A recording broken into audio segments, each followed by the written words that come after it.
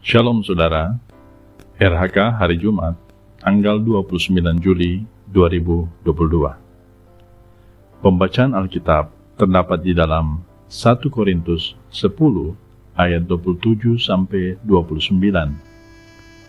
Sebelum kita membaca dan merenungkan firman Tuhan, marilah kita satu di dalam doa. Bapa di sorga, selamat pagi Bapa. Kami bersyukur padamu, oleh karena anugerah-Mu, kami boleh menikmati hari yang baru.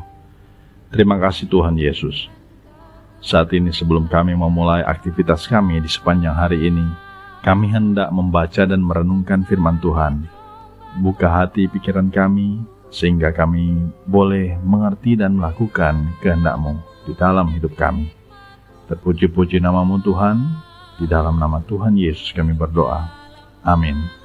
Saudara-saudara, marilah kita membaca Alkitab di dalam 1 Korintus 10 ayat 27-29. Kalau kamu diundang makan oleh seorang yang tidak percaya, dan undangan itu kamu terima, makanlah apa saja yang dihidangkan kepadamu, tanpa mengadakan pemeriksaan karena keberatan-keberatan hati nurani.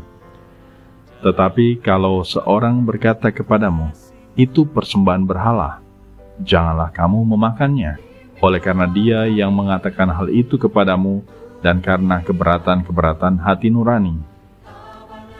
Yang aku maksudkan dengan keberatan-keberatan bukanlah keberatan-keberatan hati nuranimu sendiri, tetapi keberatan-keberatan hati nurani orang lain itu. Mungkin ada orang yang berkata, mengapa kebebasanku harus ditentukan oleh keberatan-keberatan hati nurani orang lain? Saudara-saudara yang dikasihi Tuhan, tema RHK kita pada hari ini adalah kebebasan kita jangan membatasi kebebasan sesama. Keluarga Kristen yang dikasihi dan diberkati Tuhan Yesus, atas perselisihan dan pertentangan soal makanan di Jemaat Korintus, ada yang bertanya, mengapa kebebasanku harus ditentukan oleh keberatan-keberatan hati nurani orang lain? Sebagaimana prinsip negara merdeka yang demokratis adalah menjamin hak hidup dan kebebasan warganya, dan kebebasan warga tidak boleh membatasi atau mengganggu kebebasan orang lain. Inilah yang dimaksud Rasul Paulus bahwa sebagai orang Kristen yang merdeka, maka keberatan hati nurani seseorang harus menghormati dan menghargai keberatan hati nurani orang lain. Hati nurani dibentuk oleh proses kebiasaan dan pandangan moral dalam lingkungan di mana ia bertumbuh dan dibesarkan. Karena itu hati nurani seseorang adalah hasil dari proses pengalaman empirik yang menghasilkan intuisi dan perasaan yang rasional. Bagi Rasul Paulus, hati nurani orang percaya yang menghasilkan kebiasaan seperti pola makan, jenis makanan, racikan masakan, dan cara makan, sejauh tidak terdapat unsur penyembahan berhala dan roh jahat, maka tidak bertentangan dengan kemerdekaan orang Kristen. Jadi pasti ada perbedaan cita rasa, jenis masakan, jenis makanan, dan cara makan antara orang Kristen Yahudi dan Kristen Yunani. Hal ini tidak usah diperdebatkan, apalagi dipertentangkan, tetapi harus saling menghargai dan menghormati. Keluarga Kristen yang dikasihi dan diberkati Tuhan Yesus, memenuhi undangan keluarga dan sahabat adalah suatu kehormatan, baik oleh sesama orang Kristen maupun non-Kristen.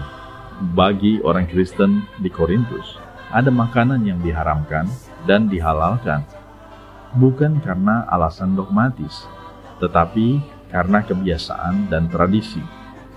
Bagi orang Kristen Yahudi, ada makanan yang diharamkan, sementara bagi Kristen Yunani tidak ada pantangan. Menurut Rasul Paulus, ajaran Kristen tentang makanan adalah bahwa jika makanan yang disajikan tidak menjadi bagian dari penyembahan berhala, makanan itu halal untuk dimakan. Jika ada yang keberatan karena hati nurani, karena tidak biasa sesuai tradisi dan adat istiadat, maka harus dihargai dan dihormati. Saudara-saudara yang dikasihi Tuhan, di Indonesia ada beberapa agama dan kepercayaan yang diakui oleh negara.